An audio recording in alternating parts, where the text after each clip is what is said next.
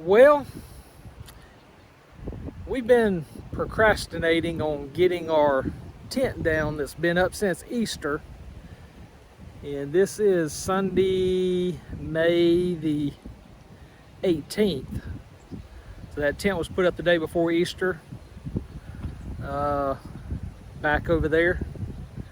It is now on the other side of the garden, so don't do like me. Put your stuff up. So the brown spot in the grass is where it's been since the day before Easter. Come across, you can see where it landed in the bushes right here. Come over here and see where it's got, if I can zoom in a little bit. Got a container knocked down right there. You can see where it come right across the garden there and knocked the teepees down to the cucumbers. And then landed on the other side of the corn. So we got a little bit of work we got to do. Well, the garden doesn't keep us busy enough, I guess. So Jackie decided that we was going to get in the chicken business. So over here we have 6 Rhode Island Reds, and they're all supposed to be hens. Here we have a mixture of this and that, and have no clue about the hens or the roosters.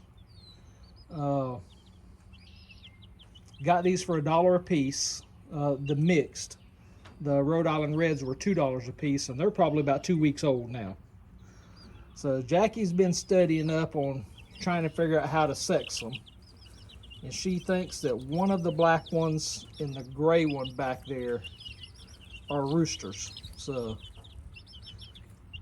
she went to YouTube University, so we'll see. But hey, we're now in the chicken business. That last clip you just saw of the chicks in the sink there was last Sunday. This clip is starting on Saturday. And we have moved them from the sink to Scarlett's old dog pen. So it just had dog wire around it, and we've now went and put a 1/2-inch hardware cloth. You saw that in my last Tool Tuesday video. You saw the wheels in my Tool Tuesday video, so we put the pen on wheels so we can roll it around. Now this pen is not square. It's warped up from the weather, so obviously you can see the cloth doesn't fit correctly, but it's enough now to give these chicks some room because they were getting crowded in that 3-compartment sink. So they are in here.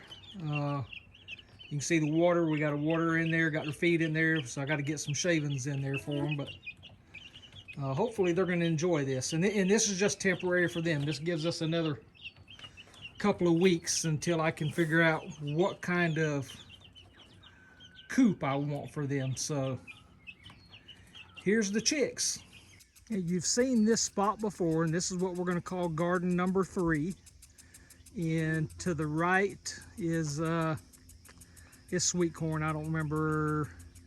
I think it's Silver Queen. Then some whiteacre peas. We ended up planting a couple of rows of okra over here. Replanted the peanuts because the peanuts didn't come up, so we've replanted them. And then planted some Jimmy Red corn. Now the Jimmy Red corn we're going to grind up for grits, cornmeal, and hopefully some corn flour. So this is garden number 3, and what is different from garden number 3 than garden number 2 is this is flat dirt. We did not mark the rows with the corn planter, so this is flat, and I'm going to show you why that's important in just a moment. So here's garden spot number 1, and it is our raised bed and container garden. We finally have all the irrigation fixed like we want it, having very few problems, so everything's turning out great. You know, here in this pepper bed here, the strawberries have perked up, and since we took the framing down and put sawdust in, the strawberries have grown better, and the birds really haven't been a problem. So great there. Cucumbers is growing great. More peppers over there. Tomatoes here, flowers mixed in. We still have 1 row of potatoes here that aren't quite ready yet because they were planted 2 or 3 weeks behind the others.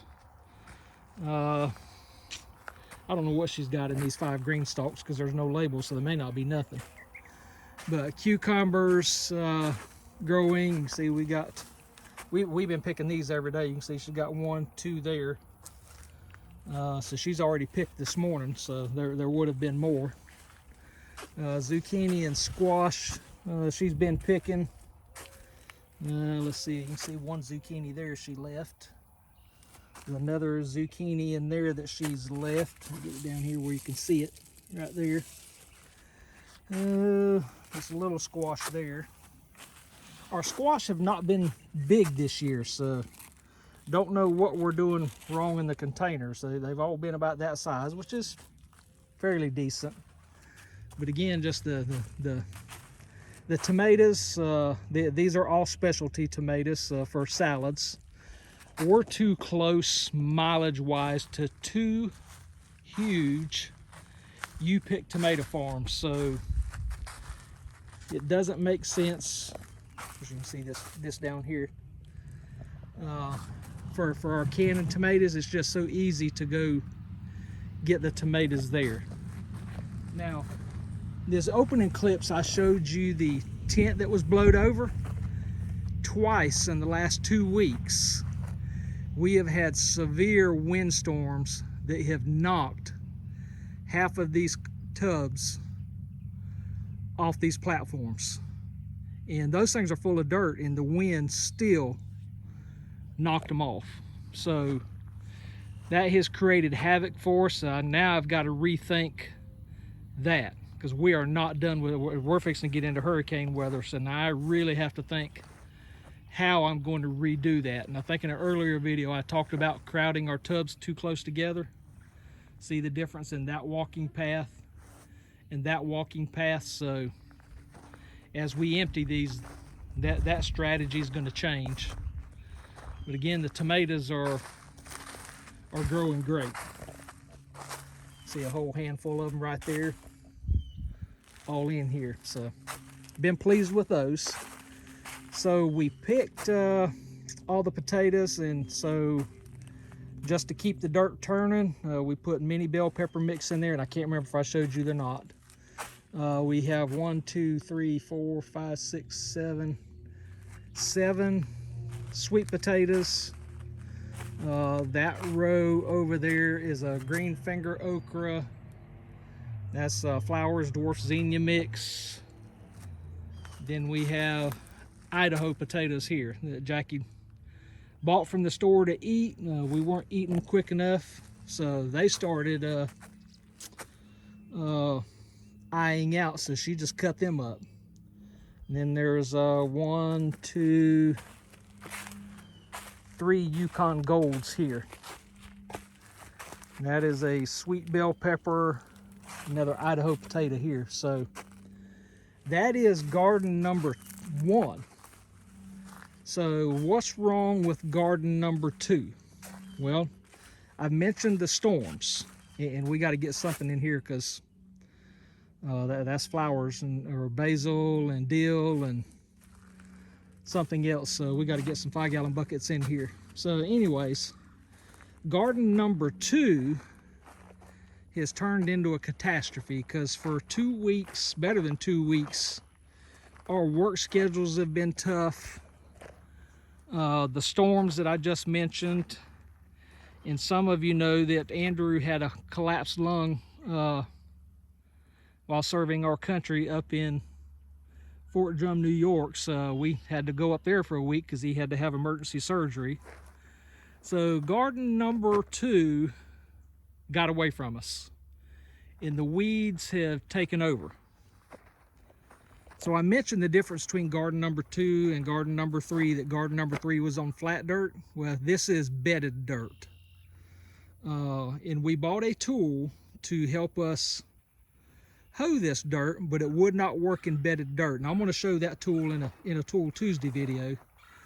But it wouldn't work, so it got away from us. But here we have a mixture of flowers and sunflowers. This first row is watermelons, and I do not know what kind, but let me see if I see any melons over here. No melons, rather little itty bitty ones.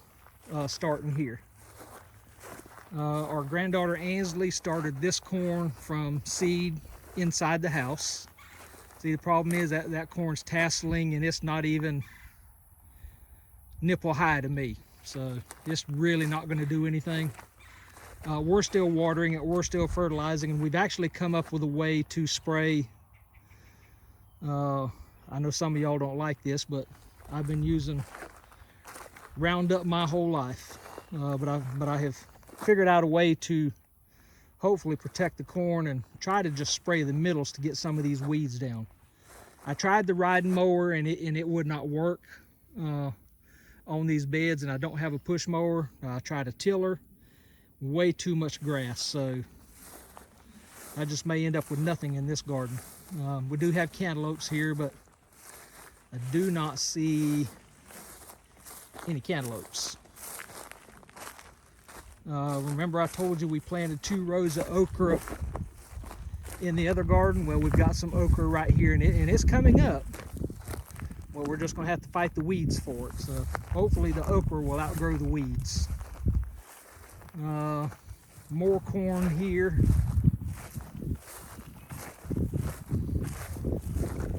Again, it's tasseling out. You know, it's not even chest high. Well, a few of them's chest high, but most of them is not.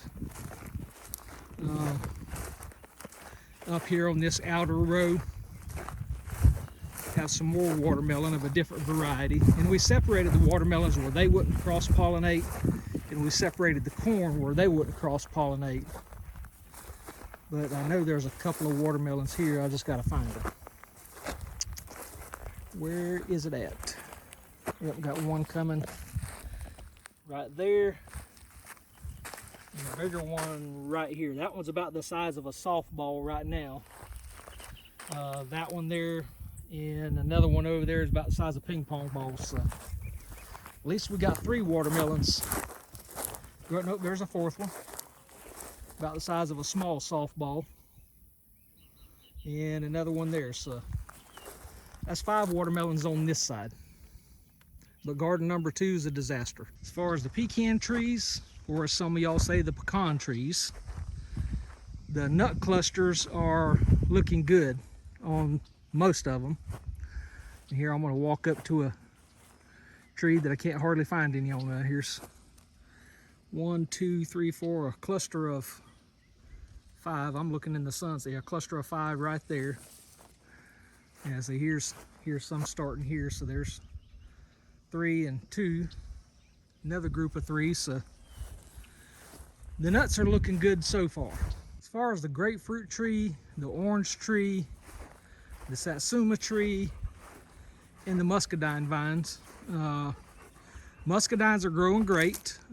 This frame took some damage during Helene, and best intent in the world was to get this frame fixed, but I didn't. So prior to next spring, after we harvest and these things go in their dormant stage, we'll really have to trim this muscadine vine back to every post is leaning. So if this thing survives, it'll be a miracle. But they are loaded this year. A year that I really didn't want them to be, they are. And because they're loaded, I'm afraid the weight is going to take a toll on this structure. And one of these severe thunderstorms, we are going to have our vines laying on the ground. The first 2 years of this satsuma tree, it produced a few. Last year, it didn't produce any. This year, it has back a few. I see 1, 2, 3, 4, 5, 6, 7. So that's not as many as it's done in the past, but hey, that's better than last year. The orange tree, it's about average with what it normally produces. I don't know if you can see them up in there or not. The grapefruit tree, this thing is overloaded every year. I don't know how and why it produces so much, but it does.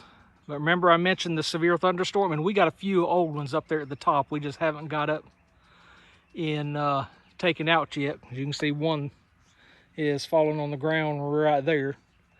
But with these severe thunderstorms, it blew a lot of grapefruit, which to me is a good thing. It's self-shedding because it can't support all the grapefruit. These severe thunderstorms have really put a lot of them on the ground.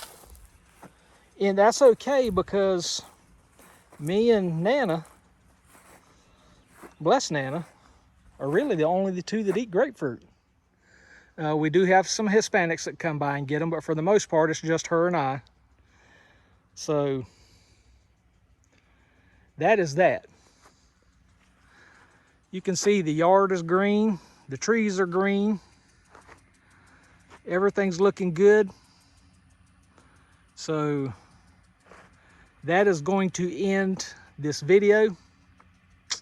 I hope y'all enjoyed it. Give me a thumbs up, leave me a comment. I hope y'all have a blessed day, a blessed week, and thank you for your friendship and your support. Take care and God bless.